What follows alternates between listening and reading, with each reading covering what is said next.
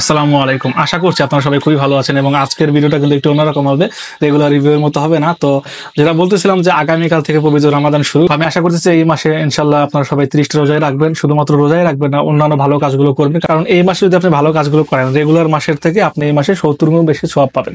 So আজকে আমরা একটা বই নিয়ে কথা বলবো। আগামীকাল যেহেতু রমাদান শুরু, সো আমরা এই রমাদানটাকে আরো একটু গুছিয়ে তুলতে, আরো একটু পরিকল্পনা মাফিক করতে আমরা একটা বই নিয়ে কথা বলবো। সেটা হলো রমাদান কর্ম পরিকল্পনা। এই বইটা আইসিএস পাবলিকেশন থেকে প্রকাশ করা হয়েছে। এই বইটা আমি বইমেলা থেকে কিনেছিলাম এবার। এখানে আপনাদের জানিয়ে রাখি, রমাদান কর্ম পরিকল্পনা কিন্তু শাইখ আহমদুল্লাহর একটা আছে, তার যে প্রতিষ্ঠান আসুন্নাহ ফাউন্ডেশন, সেখান থেকেও কিন্তু একটা রমাদান কর্ম পরিকল্পনা প্রকাশিত হয় বা এবারও আছে। সো সেটা অনেক বড় সাইজের, তো আপনারা চাইলে সেটাও কিনে নিতে পারেন। সেমি বাট একটু কিছু ডিফারেন্ট আছে। সো ম্যাক্সিমাম মানে কনসেপ্টটা সেম বাট একটু ডিফারেন্ট থাকবে, কারণ তাছাড়া তো সেমি হয়ে যাবে। সো আমি যদি একটু বইটা দেখাই আপনাদের, বইটার আমি যদি খুলি, প্রথমে লেখা যে রমাদান কর্ম পরিকল্পনা, এবং তারপরের পেজে এই বইটা নিয়ে মানে নমাদান নিয়ে বেশ অনেক আলোচনা করা হয়েছে।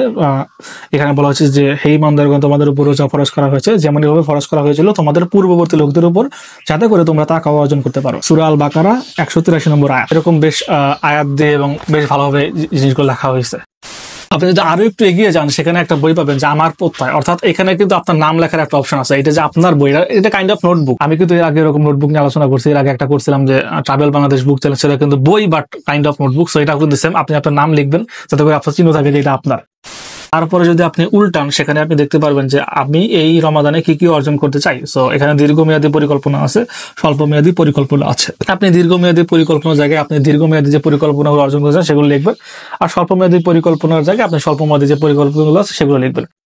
এরপরে আছে মাসিক পরিকল্পনা, অর্থাৎ পুরো রমাদান মাসে আপনি কি কি পরিকল্পনা করবেন তার একটা লিস্ট এখানে দেওয়া আছে। আপনি এখানে খুব সুন্দরভাবে পরিকল্পনা কতটুকু করছিলেন বা তার বাস্তবের কতটুকু হয়েছে সেটা কিন্তু ডিটেক্ট করতে পারবেন।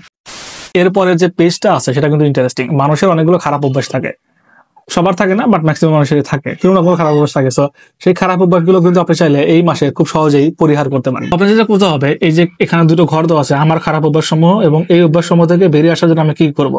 সো আমার খারাপ অভ্যাস সমূহতে আপনি আপনার খারাপ অভ্যাসগুলো লিখবেন, এবং তার ডান পাশে আপনি লিখবেন যে সেই খারাপ অভ্যাস থেকে বের হয়ে আসতে আপনি কি কি পরিকল্পনা বা কি কি করতেছেন।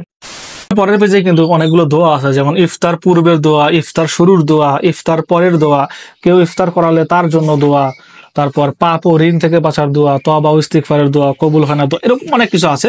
তারপরে কিন্তু আমাদের মেইন যে পার্টটা সেটা হলো এই যে আমাদের যে ডেইলি প্ল্যানার সেগুলো আছে। তো এই যে ডেইলি প্ল্যানারটা, এটা আমার কাছে বেশ চমৎকার লাগছে। প্রথমে আপনি তারিখ লিখতে পারবেন এইখানে, এবং তার নিচে আপনার পাবেন যে আজকের দিন, অর্থাৎ এই যে রমাদানের যে 30টি দিনে আপনি কিন্তু নতুন নতুন টিপস পাবেন।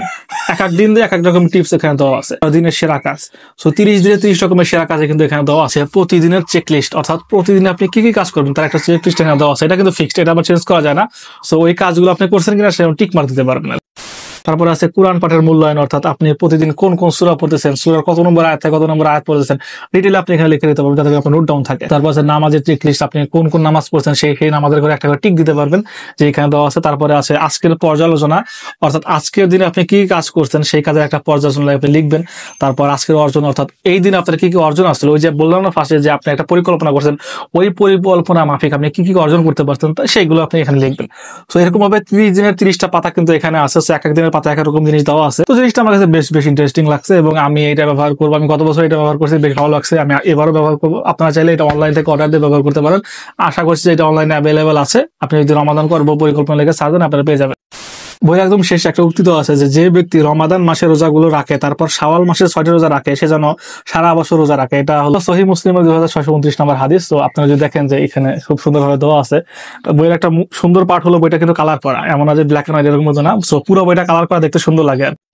ওভারঅল আমার কাছে বইয়ের ডিজাইন থেকে শুরু করে বইয়ের কনসেপ্টটা বেশ ইন্টারেস্টিং লাগছে এবং ভালো লাগছে। আমি ব্যক্তিগতভাবে মনে করেছি প্রত্যেকটা মুসলমানের রমাদান মাসে একটা করে কর্ম পরিকল্পনা রাখা উচিত এবং নিজেকে একদম গভীরভাবে পর্যবেক্ষণ করা উচিত। এবং পুরো মাস শেষে আপনি যখন এই বইটা খুলবেন, আপনি দেখতে পারবেন যে পুরো মাসে আপনি কি করছেন, কত ওয়াক্ত নামাজ পড়ছেন, কত ওয়াক্ত নামাজ মিস গেছে, কি কি জিনিসগুলো অর্জন করছেন, হাবিজাবি সমস্ত ডিটেইল দেখতে পারবেন। এতে করে পরবর্তীতে আপনি নিজেকে আরো একটু উন্নত করতে পারবেন।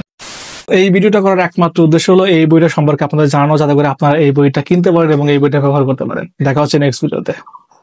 আল্লাহ হাফেজ।